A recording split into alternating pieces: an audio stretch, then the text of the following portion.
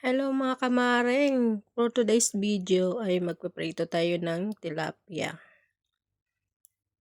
Gagawin nating ginataang tilapia. Ayan, gigisa ko muna yung sibuyas, kamatis, bawang, luya.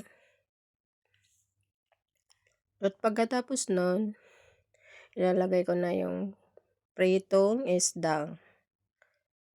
Tilapia. Ayan, kamaring, napakasarap yan. Try niyo po yan magluto mga kamaring, napakasarap. Pinirito ko muna yung tilapia. Tapos gigisa niyo po ng kamatis. Bagong recipe po yan, napakasarap po yan. Lagay ko na po na yung chili.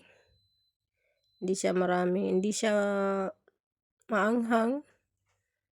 Then nilalagay ko na po yung gata. Ginataang tilapia. Napakasarap po yan, try niyo po magluto.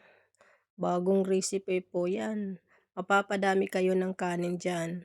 Masarap, ayan po. Kumukulo na siya. Ilalagyan ko po yan ng black pepper, magic sarap, para magkalasa din naman siya. At napakasarap.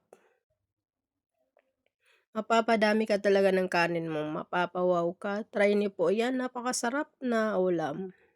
Bagong recipe po yan. At ilalagay ko po muna yung beans. Baguio beans. Ang pagluluto po ng yung beans, hindi po siya masyadong, parang half cook lang siya. Huwag niyo po siya lata masyado. Dun mo malalasahan talaga na masarap yung beans, Baguio beans na sa ginataan. Ayan, medyo half cook na po siya. Konting lang pagluluto niyan. Kasarap na yan. Try niyo po magluto mga kamaring. Napakasarap po niyan. Konting gata lang ang ilalagay niyo. Huwag niyo masyadong lagyan ng tubig. Kaunti lang para malasaan niyo yung ginata.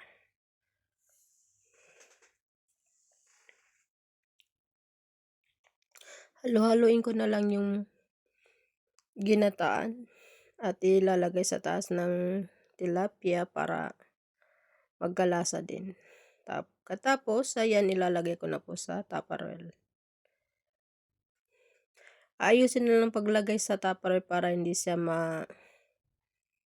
maano yung tilapia. Ayan, pagka kinukuha na yung tilapia, yung isda, hindi siya na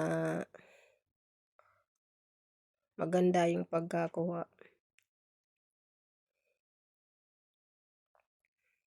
Half cook lang po yung Baguio beans, yung beans na nilalagay ko.